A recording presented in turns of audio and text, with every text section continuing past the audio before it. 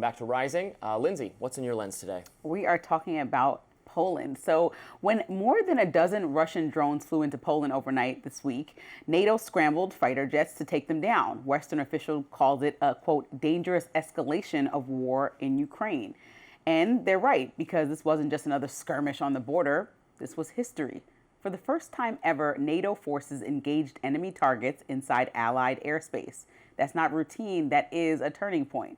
Now, Poland's Prime Minister, Donald Tusk, put it bluntly. He said, quote, "We are dealing with large-scale provocation." Now, Russia claims it did not plan to hit Poland. That's a quote, suggesting its drones couldn't even reach that far. But that's simply just not true. And Poland isn't buying it either. The country has already doubled down on military spending and pledged to expand its armed forces to 500,000 troops. Now, Eastern Europe knows what's at stake. They've lived this story before. And here's the thing, Putin keeps escalating because he keeps getting away with it. As Ukraine's foreign minister put it on X, quote, "Russian drones flying into Poland during the massive attack on Ukraine shows that Putin's sense of impunity keeps growing because he was not properly punished for his previous crimes." Yet instead of punishment, Putin is actually gaining power. He was just welcomed out of isolation, traveling all the way to Alaska in August at the invitation of President Trump for what the White House called a summit to end the war. That meeting ended actually with no progress, no concessions, not even a ceasefire.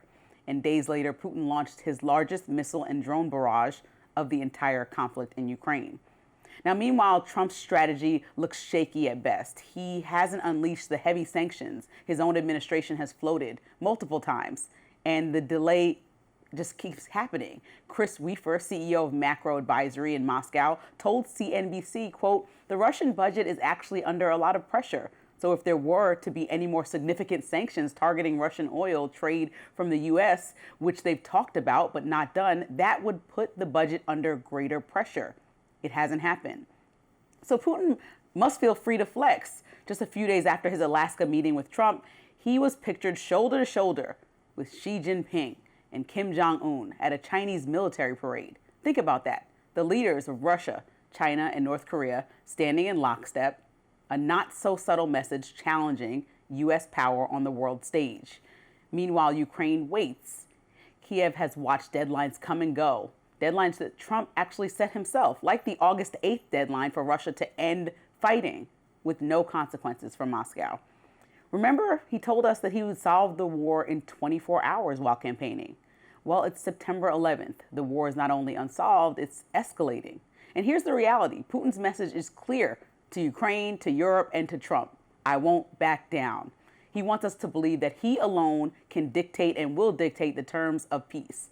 Now, the real question is whether the West, and specifically the U.S., will let him. Well, but my question is, okay, what is your plan? I'm all ears. You're right that Russia is not taking an offer of peace with the enthusiasm we wanted, and I am also troubled by the action in the Polish airspace. But what is the... Well, I think we heard a few, so I think I'm listening to, I'm not a business expert, and I don't pretend to be, and so therefore people who actually operate in Russian, specifically Russian business expert. But when you operate in that space and you're a consultant in Russian territory and you go on CNBC and somebody tells you, yeah, I think the sanctions would actually put Russia at a disadvantage if Trump ever implemented them to the level he said he's going to do. I mean, Robbie, that's your opinion that it won't work. But if Trump squeezes them and actually convinces other countries to stop doing business that are in NATO with Russia, then we'll be in a position where Russia now has to come to the table with a realistic solution. No one can find an example of sanctions ever working. They cannot ever continuously just say that Putin is allowed to do whatever he wants, especially when all the European leaders have come to the White House alongside Zelensky and said what their interests are. And so as we see them, so we're just going to allow him. I don't like that it rained yesterday, but it did. I know, There's no power. I can be mad about it. I was mad about it. I got wet on the way here, but it's like, oh well, what can I do?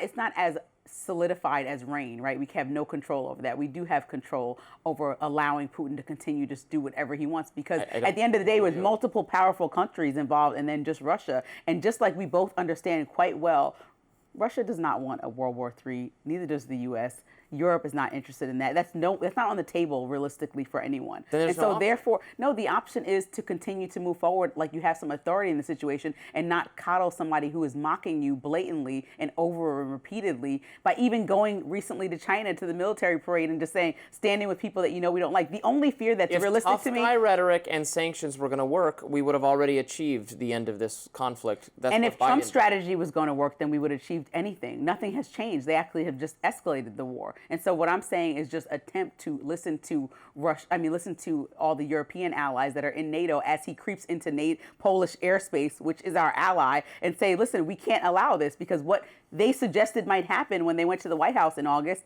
is actually happening. And so should we just allow it to happen? You said once Russia creeps into NATO territory, then we have to do something. Well, what do you call that? If they attack Poland, they didn't attack Poland, and then we'll be at war. But they didn't attack Poland, but they're just playing with the idea. So doesn't that look like mocking somebody who you just sat in Alaska with to say that you were coming to peace? Like the first thing he could have done is try to push for a ceasefire. But President Trump just took it off the table after he met with Putin and just said, listen, Putin doesn't want to do that. Let's just end the war. And then weeks passed, and then he continued to barrage and drone strike Ukraine and did nothing, and then met with dictators, took a picture for one of the first times with all three of them together in history, and is still mocking you, and nothing's changing. And so how does that make you look when you went on the campaign trail and mocked Biden for his lack of solving this and said you can do it in 24 hours? Even if that was an overstatement, we are so far past the 24-hour deadline, months passed, and you've done nothing to change it. It's only escalated, and that's your friend, it's not his, right? That's his associate. Trump's fault that it's escalating. But that's his associate that he has such a great relationship with, right? So why is it not? It's the leader of a rival country. They both said they have a Trump great is relationship trying with one to another. So what is wrong with your negotiating skills that we haven't gotten this done? Otherwise, try the sanctions is what I'm saying. Because you tried everything else and that's not working. Try the extreme dramatic sanctions that you had. We had sanctions on Russia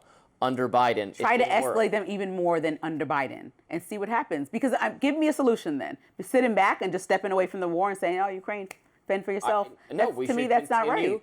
To try to persuade Vladimir Putin to accept a ceasefire, to unfortunately keep the territory that they've gained, and commit to allowing the rest of Ukraine to be defended by European countries. And what should we say in response to them flying drones over and having them strike down by NATO over Polish territory? Should we say nothing? Because Trump hasn't said much about that. Should we not say don't do that to our ally? I'm incredibly frustrated with the Russian government. The reality is there's not a lot we can do because Russia is in such a strong bargaining position because they were winning this war throughout the course of the Biden administration when peace was an option that was overlooked by the previous presidency because Biden was committed to defending Ukraine to the last man, giving them whatever they needed, and fighting this out. And now Ukraine is losing. They're in a difficult position, and the incentive for Russia to negotiate is extremely low. We should keep trying to do that. I am not optimistic that it will succeed, but they should keep doing it because there's no other option. The only other realistic option to stop the entire country from being conquered is all-out war, which we are not willing to do. This kind of tough guy rhetoric, stop coddling them, be meaner to him, sanction him, it's not going to make a difference. I don't believe it's going to make a difference. But money talks the loudest, right? And so if we are tightening the wallets, Europe would need to cut off at a minimum accepting Russian energy. Across the board, if we figure out all the ways. But my point is that you can request a lot of Europe, who's requesting a lot of the U.S., but the U.S. can also step up to the plate and they can come together with a realistic solution and actually go to Europe and say, we're putting a little bit of strong arming so that you can come to the table realistically. Because you're just saying exactly what you want. And I think bowing down to a dictator is not the position that the U.S. has taken in the past, and surely not a position that we should start taking in the future just because President Trump wants a Nobel Peace Prize. Well, Trump wanting a Nobel Peace Prize is a good incentive, and if Trump decides to return to sanctions, that's his prerogative. I have very little faith that that's going to yield a different result at this point. Next up, Kamala Harris is not holding back in her new memoir, an excerpt from which was released this week. She had some harsh words about Biden deciding to run for re-election. Kind of harsh words. We will discuss how harsh they actually were right after the break.